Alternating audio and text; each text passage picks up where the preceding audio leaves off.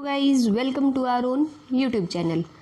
अभी हमने फेरे सीरीज़ का टॉपिक शुरू किया हुआ था सेम प्लेलिस्ट में। हम अगली वीडियो को पार्ट नंबर 11 जो है वो अपलोड करेंगे। उसमें जो है फेरे सीरीज़ से रिलेटेड ही थ्योरम्स होंगी। अभी एक दो टॉपिक जो है वो फेरे सीरीज़ पे ही कंटिन्यू करेंगे हम, वो ख़त्म हो जाएगा। देन हम नेक्स्ट सेक्शन, ये सेक्शन ही कंप्लीट हो जाएगा, मे बी सारा इससे रिलेटेड सारा सेक्शन पूरा हो जाएगा। तो आज हम फेरे सीरीज़ की थ्योरम्स करेंगे। Let h by k and h dash by k dash be two consecutive या successive members of fn। fn के दो consecutive members हैं h by k और h dash by k dash। और ये भी बता रखा है कि h by k जो है वो पहले आ रही है, मतलब छोटी टर्म है जो सीक्वेंस हम लिखते हैं इंक्रीजिंग, और h dash by k dash जो है वो बड़ी टर्म है। Then h dash into k minus h into k dash is equals to 1। ये हमें प्रूव करना है। हमें बस इतना दिया गया है कि दो कॉन्जिक्यूटिव टर्म दी गई है एफ एन की, और वो कॉन्जिक्यूटिव टर्म में हमें ये भी कंफर्म कर दिया गया है कि h बाई के जो है वो छोटी टर्म है और h डैश बाई के डैश जो है वो बड़ी टर्म है दोनों में से, और दोनों कॉन्जिक्यूटिव है। तो हमें ये प्रूव करना है, ठीक है। अब देखो h बाई के और h dash by K, h by के जो छोटी है और h डैश बाई के डैश जो है वो बड़ी है। तो ये पक्का है, इससे एक बड़ी टर्म मिली हुई है, तो ये लास्ट टर्म तो नहीं हो सकती। ये हो सकती है, इसके लिए कुछ नहीं कह सकते हम, ये टर्म जो है वो लास्ट टर्म नहीं हो सकती, ठीक है। तो h बाई के जो है 0 या 0 से बड़ी होगी, 1 से छोटी, 1 के इक्वल नहीं होगी। जैसे हम लिखते थे ना 0 is less than h by के is less than equals to 1। Equality हट गई, क्यों? क्योंकि लास्ट टर्म जो है वो 1 होती है, सबसे बड़ी टर्म जो भी सबसे, मतलब n बाई n लिखते हैं ना हम उसमें, तो 1 तो हो नहीं सकती क्योंकि h बाई के लास्ट टर्म नहीं है। इससे बड़ी हमें एक और टर्म मिल गई है, तो ये लास्ट नहीं हो सकती, ठीक है। और हमें पता है कि GCD of h and k is 1। तो जस्ट वेट।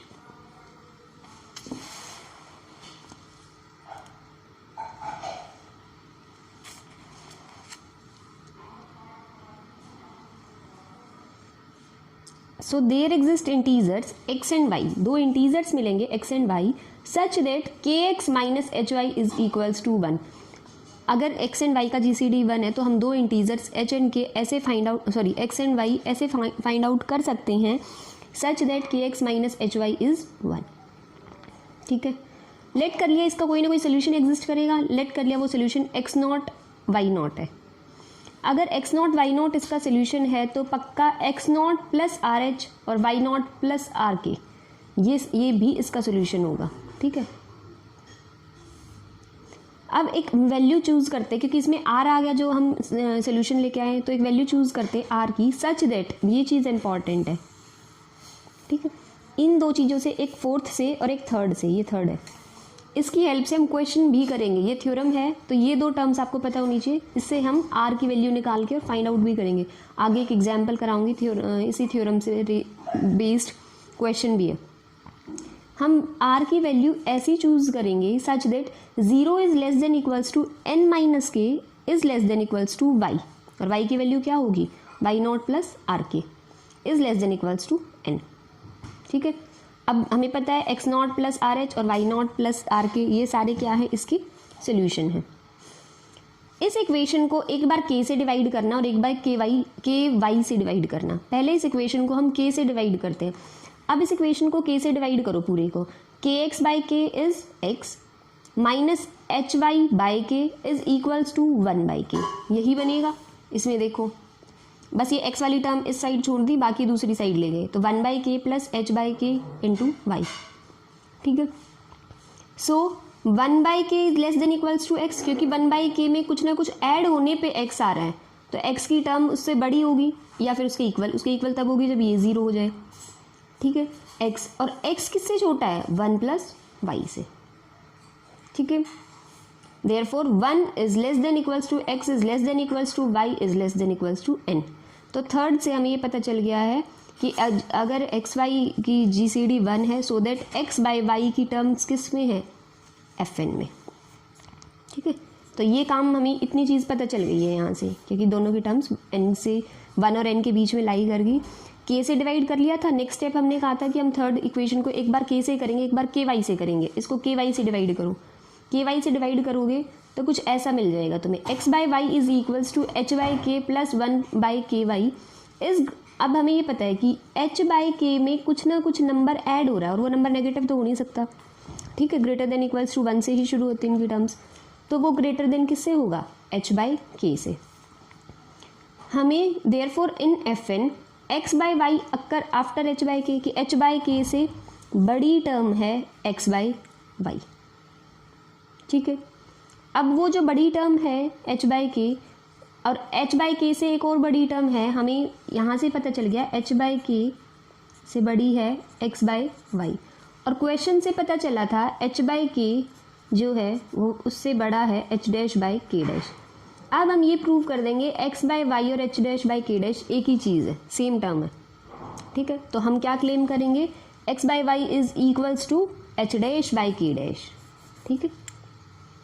कॉन्ट्राडिक्शन से लेके आएंगे, इसका ऑपोजिट हम लेके चलते हैं, let if possible X by Y is not equals to H dash by के डैश। अगर ये दोनों इक्वल नहीं है तो एक्स बाई वाई जो है वो पक्का इसके बाद आएगी, क्योंकि हमें पता है कि दोनों की दोनों terms x H by K से बड़ी हैं, लेकिन एक चीज़ और पता है कि ये दोनों कॉन्जिक्यूटिव हैं, तो इन दोनों के बीच में तो एक्स बाई वाई आ नहीं सकता, इसके बाद ही होगा पक्का फिर तो, ठीक है। तो इसका मतलब एक्स बाई वाई जो है must occur after H dash by के डैश, इससे बड़ी होगी एक्स बाई वाई, क्योंकि इसकी छोटी हो गई तो इसका मतलब वो तो इसके बीच में आ गई, क्योंकि एच बाई के से तो बड़ी है, इससे छोटी हो जाए तो ये कॉन्जिक्यूटिव ही नहीं रहेंगे। थ्योरम में कह रखा है ये दोनों टर्म्स कॉन्जिक्यूटिव टर्म्स हैं, as h by k and h dash by के dash are consecutive terms of f n. So अब यहाँ से पता चल गया एच बाई के से बड़ी है एच डैश बाई के डैश और इससे बड़ी है एक्स बाई वाई, ये चीज़, ठीक है। एक्स बाई वाई में से अगर एच डैश बाई के डैश तुम माइनस करते हो, एलसीएम लो, ये दोनों क्या कर रही हूँ, एलसीएम लिया तो ये सारी चीज़ें आ गई। अब हमें पता है एक्स बाई वाई जो बड़ी है एच डैश बाई के डैश से, अगर ये एक मिनट यहाँ से देख सकते हो, H dash by X by Y जो एच डैश बाई के डैश से बड़ी है, तो यहाँ से क्या आ जाएगा, K dash X minus H dash Y is greater than equals to 1, तो ये इसकी वैल्यू किससे बड़ी होगी, ग्रेटर देन इक्वल्स टू 1, और ये एज इट इज रहेगा, ठीक है। इसका रीज़न दे रखा है, इस इक्वेशन को कहाँ से लेके आए हैं, इस इक्वेशन को इक्वेशन नंबर 5 मान लो इसे, इक्वेशन नंबर 5 को हम कहाँ से लेके आए, 4 में भी हाँ हो चुकी है, तो इसका रीज़न ये है, ठीक है। सो जस्ट वेट, मैं आपको आगे। सिमिलरली एच डैश बाई के डैश करोगे तो वो ग्रेटर देन के इंटू के डैश आएगा, इसे 6 मान लो, 5 और 6 को ऐड कर दो, 5 और 6 को ऐड करोगे तो ये आ जाएगा, और इसको सॉल्व किया हमने दोनों को तो ये आ गया K plus Y is greater than N, और अपोन में के इंटू के डैश इंटू वाई, ठीक है। पीछे जो 4th इक्वेशन बनी थी उसकी वजह से is greater then 1 by K into Y, क्यों, इसका रीज़न तुम ये लिख सकते हो, के डैश जो है वो less than equals to N आता है, तो एच डैश बाई के डैश भी और इसमें है, इस वजह से। But by third X by Y, पीछे 3rd इक्वेशन दे रखी थी ना, जहाँ तुमने डिवाइड किया था वो वाली, X by Y minus H by K is equals to K by Y, लेकिन ये तो कॉन्ट्राडिक्शन हो गई, तो कॉन्ट्राडिक्शन हो गई तो एजम्पशन रॉन्ग आ गई, एजम्पशन हमारी रॉन्ग आ गई। यहाँ से हमने प्रूव कर दिया कि ये ग्रेटर देन के वाई है, 1 बाई के वाई है, यहाँ से 3rd इक्वेशन आ चुकी थी कि 1 बाई के वाई के इक्वल है, या तो बड़ा बता रहा था, अब पीछे हम प्रूव करके आ गए ये इक्वल है, तो ये तो कॉन्ट्राडिक्शन आ गई, दोनों चीज़ें मैच ही नहीं कर रही हैं। So our assumption is wrong, and what is our assumption, X by Y is not equals to, so X by Y is equals to H dash by के डैश। अब पता है वाई इज ग्रेटर देन 0, के dash is greater than 0, दोनों का GCD 1 है, इनका GCD 1 है, तो पक्का एक्स जो है वो एच डैश के इक्वल है और वाई जो है वो के डैश के इक्वल है।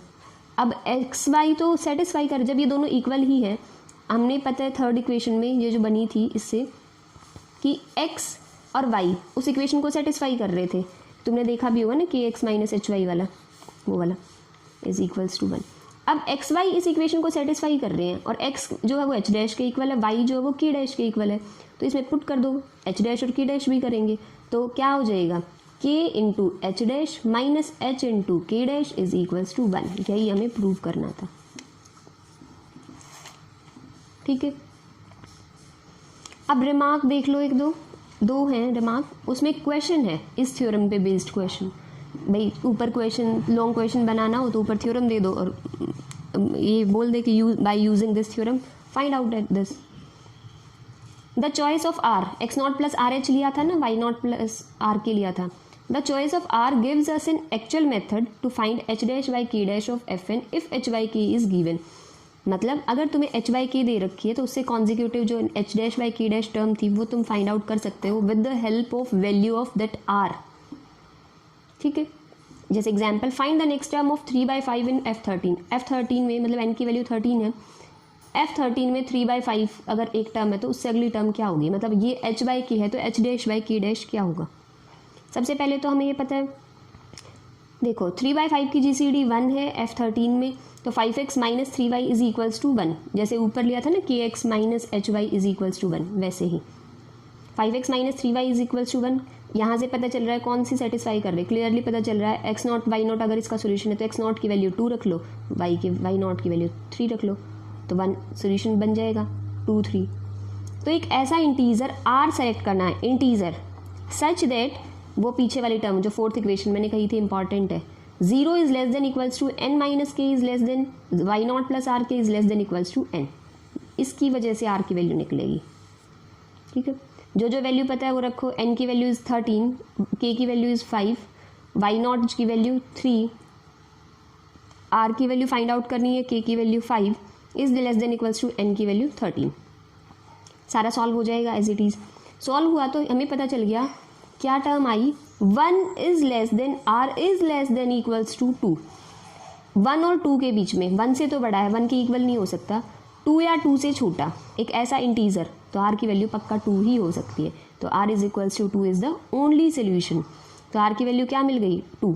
अब हम निकाल सकते हैं x not plus are h और y not plus r k, ये दोनों भी इसके सोल्यूशन होंगे। तो r की वैल्यू पुट करो, x नॉट भी हमें पता है 2, h भी हमें पता है 3, तो वैल्यू पुट करके और आप अपना निकाल सकते हैं 8/13। देखो h बाई के, सेकेंड रिमार्क है h बाई के is greater than h dash by के डैश। ठीक है, इतना हमें पता चल गया था। अभी दोनों तरफ माइनस से मल्टीप्लाई करो और 1 प्लस कर दो, तो क्या आ जाएगा 1 माइनस h डैश बाई के dash is less than equals to 1 minus h by K. h by K और h डैश बाई के हमें ये पता है, h डैश वाली टर्म्स जो बड़ी है और कॉन्जिक्यूटिव है ये भी पता है। तो इसका मतलब एक चीज़ और रिमार्क में याद रखो, अगर ये 2 टर्म्स दे रखी है, ये दोनों टर्म्स कॉन्जिक्यूटिव हैं, तो पक्का ये दोनों टर्म्स भी कॉन्जिक्यूटिव होंगी। ठीक है, FN की। ठीक है, ये रिमार्क है और ये रिमार्क अगली थ्योरम में यूज़ करेंगे हम कॉन्जिक्यूटिव वाला। ठीक है, ये जो लगातार अभी आपको सीरीज़ में मैं 2-3 थ्योरम्स करा रही हूँ, कल भी एक थ्योरम हुई थी, एक आज हो गई है, उससे बेस्ड एग्जाम्पल भी आज हो गए हैं, मे बी कल और परसों भी थ्योरम्स होंगी, उनमें से एक थ्योरम आपको पक्का पेपर में देखने को मिल जाती है। ठीक है, तो आज के लिए इतना ही रखते हैं। Thank you guys for watching my video. If you like it please like, share and subscribe my channel. If you have any doubt, any query, you can message me on Instagram or ask your question in the comment section also.